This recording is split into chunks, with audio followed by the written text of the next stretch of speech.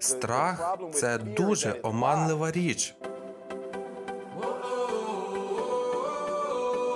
Він каже, ти послухай, якщо ти підійдеш до цієї дівчини і спробуєш заговорити, то будь впевнений, що вона не хоче з тобою спілкуватися, тому що вона відразу все зрозуміє, наскільки сильно вона тобі подобається. Тому, коли вона буде проходити повз, навіть не думай заговорити з нею, просто ігноруй її.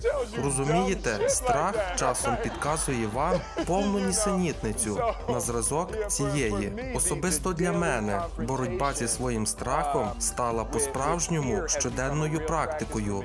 І все це почалося з тих пір, як 3 роки тому я стрибнув з парашутом в Дубаї. І знайте, стрибки з парашутом – це дуже цікавий метод боротьби зі своїм страхом. Так, я думаю, мені зараз краще встати.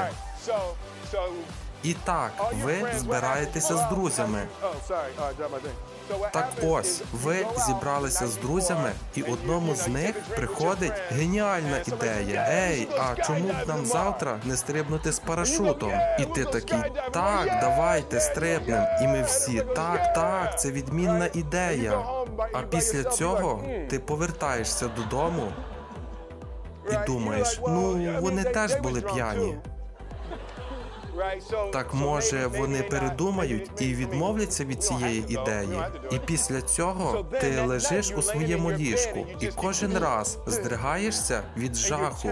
Тебе постійно пересмикує від усвідомлення того, що тобі доведеться вистрибнути з цього літака.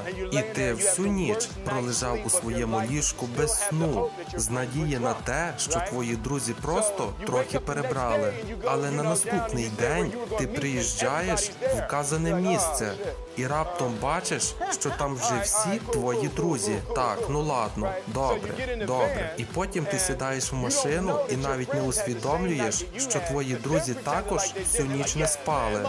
Вони такі, так, у мене дядько морпіг, впевнений, що це буде дуже круто. І ти такий, о Господи, у тебе починає скручувати живіт. Ти не їсиш, але також ти не можеш бути єдиним, хто не вистрибне з цього літака. І ти такий стоїш, і тобі кажуть, якщо раптом у вас не розкриється парашут, то ви повинні... Так, стоп, якого чорта? Що це означає, якщо раптом не розкриється парашут? А так, як це твій перший стрибок, то тебе прив'язують до хлопця, який буде йти за тобою і буде тебе виштовхувати. І ти такий, йдеш туди, бачиш цей літак і помічаєш, що ніхто навіть і не думає зупинятися. І ти застрибуєш в літак, ти сідаєш якомусь хлопцеві на коліна, і ти сидиш у нього на колінах і намагаєшся завести з ним розмову. Так, мужик. І частенько ви ось так з людьми стрибаєте, і ти хочеш себе заспокоїти і питаєш, у тебе ж є діти, є люди, до яких тобі потрібно повернутися. І ось ви в літаку, летите, піднімаєтеся все вище і вище, і раптом ти помічаєш лампочки, червону, за нею жовту і зелену. Зараз світиться червона, і ти розумієш, що рано чи пізно загориться зелена, але ти й гадки не маєш, що тоді станеться. Загоряється жовта лампочка, спалахує зелена, і хтось відкриває двері. І ти починаєш усвідомлювати, що ти ні разу не летів в літаку з відкритими дверима. Це просто якийсь жах. І ти починаєш йти і раптом розумієш, що потрібно було сідати в самому кінці, щоб не бути першим. Після цього люди починають вистрибувати з літака, і хлопець підводить тебе до неї настільки близько, що пальці на ногах знаходяться на самому краю, і ти починаєш дивитися вниз, прямо в очі своїй смерті.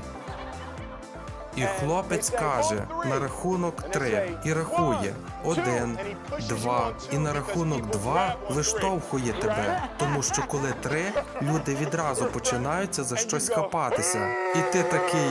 І після цього ти летиш вниз, і через 1 секунду ти раптом починаєш усвідомлювати, що саме зараз у тебе найпрекрасніший момент, який тільки траплявся за все твоє життя. Ти летиш.